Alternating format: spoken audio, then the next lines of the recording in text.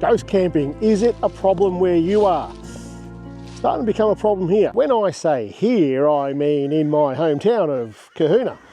If you're a local, you call it Kiuna. Big Kahuna bird. It's a small rural agricultural town like many other agricultural towns around Australia.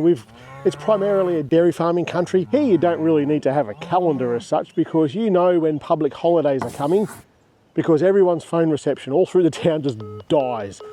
And it dies because there's just so many more people in the town. The town most of the time, and this is just like any other town that's around Australia, small little towns that have got some really attractive parts about it, like what we have with the Murray River right here in the Gunbower Creek. The Gunbower Creek surrounds the largest inland island in the Southern Hemisphere. So there's got a bit of a draw card here, and every single public holiday, people flock to this area for camping, which is just great because it brings money to the local economy. It brings people in to see and to share what we have here. And I don't think anyone in town would begrudge anyone for coming here. I think it's fantastic that our town is so popular for this sort of stuff. But we're starting to get a ghosting problem. And I mean a ghost camping problem. I saw it on the news the other day and I thought, hold on, I've actually seen this. I haven't heard the term before, but I've seen this. In fact, I see it every single long weekend that happens here and school holiday. The more I researched, the more I've worked out there's actually 3 types of ghost camping. The first one is where you have to pay to actually camp. So like national parks and stuff in popular areas where you have to reserve a place, pay to camp there, and something happens and you just don't turn up. And that campsite then is being registered for someone, reserved for someone that didn't turn up and you can't go use that spot even though no one's there.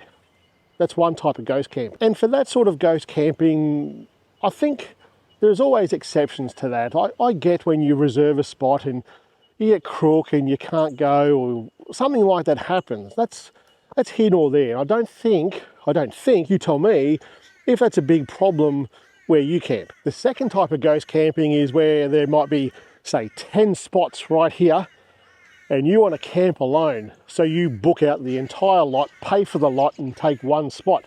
And therefore you've got no neighbours around and everyone else misses out. That to me is a little bit jack, and you're not really a team player, are you? I think those sort of people, well, that's a problem as well. Let me know what you think about that one.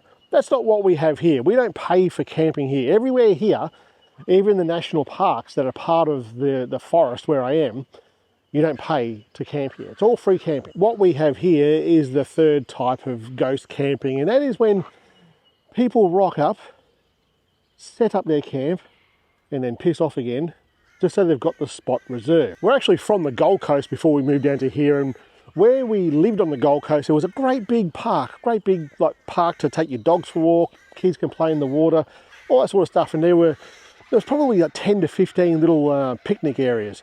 And every single Saturday and Sunday, we used to joke about it all the time that the mother or the father or in the family or the uncle or whoever would get there in the morning at like 6 o'clock in the morning because little Johnny was having his birthday party at midday. And he would sit there or she would sit there at that table with an esky and a book or whatever and just reserve that table for the entire time. And honestly, I had no problem with that. That's kind of just like God, my parents did it, their parents probably did it. You're there though, and you're minding that spot, and someone can come along and interact with you as far as, hey, can I just sit down here for half an hour for a coffee, or whatever the situation is. You've got someone there to talk about what's actually happening. But what happens here is people come in, bring their caravans and stuff in, park them up in like the best spots in the bush. They know where they're going. They've got a nice little outlook onto the Murray or onto the Gunbower Creek. There's still some phone reception, so you can still talk on the phone and look at your Facebook. And it's a pristine spot for them for that long weekend. And then they just leave and go to work or whatever the situation is. And no one can use that spot. In fact, I've seen places where you could fit probably 8 to 10 campsites in one spot and they put up tape around it so no one can get in. And no one's actually in there. What would you do? I see in Queensland now there's actually a fine for doing this, for doing one of these 3 things. And I don't know how they actually prove that you're doing it. And I think the fines up there range from, and I think it's the only state in Australia that's doing this, $320 odd up to $3,200. So it could cost you a pretty freaking penny. I really don't like that idea though. I don't like, well, I think it's like DELP or someone, like the environmental group, like State Forest Management or whatever the hell the abbreviation is for Queensland. I'll put it there. They're the ones who have to enforce it. So you've got people out there who are forestry managers who are now out there fining people for ghost camping. Now today is the 1st. It is the 1st of November. So it's Friday. Melbourne Cup Day is next week. So Tuesday in Victoria is a public holiday. So I expected to find people out here for the extra long weekend, the Friday, Saturday, Sunday, Monday, Tuesday. Long weekend. And there's plenty out here. There's plenty of people out here camping, which is great. There's also quite a few ghost camps out here already. For me personally, I don't really care, don't give two hoots about it. I generally camp on my own. My setup that I camp with, even when I've got the camper trailer, it's still a pretty small setup. So I can go pretty well anywhere and get away from the big caravans and the big trucks and stuff and the big groups. But for plenty of other people, if you're watching this and you camp with a group of people, you camp with a caravan, I'd put dollars to donuts that you find this happening wherever you are in Australia. Someone comes out, sets up, and then nicks off, and you can't use the spot. And they're going to come back the day after that or whatever to use the spot for the weekend. There was a term that we used in the army, it was jack. It was when you go jack on your mates. When you're being a bit selfish about stuff. If you went and made yourself a brew, a coffee, and you're there with a few people and you didn't make them a brew, that would be a jack brew. If people are going out there doing some work and you're off there skiving away, not doing your job, you'd be going jack on your mates. I think this, you get the idea. This here, I think, is going a bit jack on the rest of the community. There's a term that people use, and I freaking hate the term, that's un-Australian, I just hate that term. But if anything fits it, this is pretty close to fitting it, eh? So I'll put the scenario to you. You've got a camping spot that you go to regularly in your hometown, or out just outside of your hometown, wherever it is, somewhere that you like to go regularly.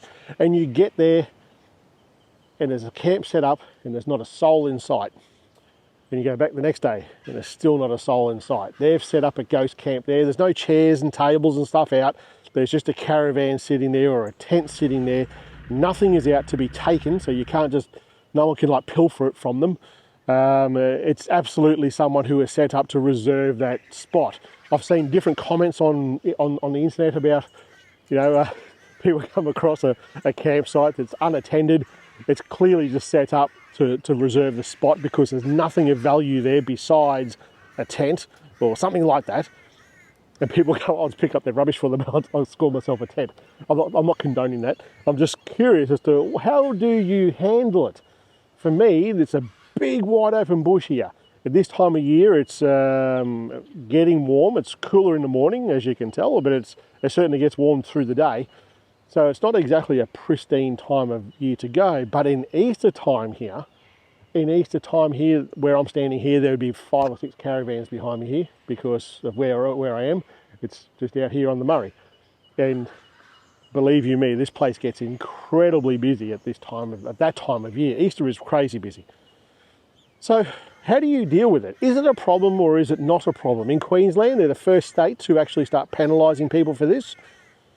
I wouldn't be that surprised if we start doing it, certainly down here in Victoria, with who knows what they're going to do with the bloody the state/national forests. I see that they're, what's her name, Jacinta Allen, the Premier at the moment, she is giving everyone in Victoria free camping. I think it's till June in national parks. You don't pay a fee from December till June or something like that it is.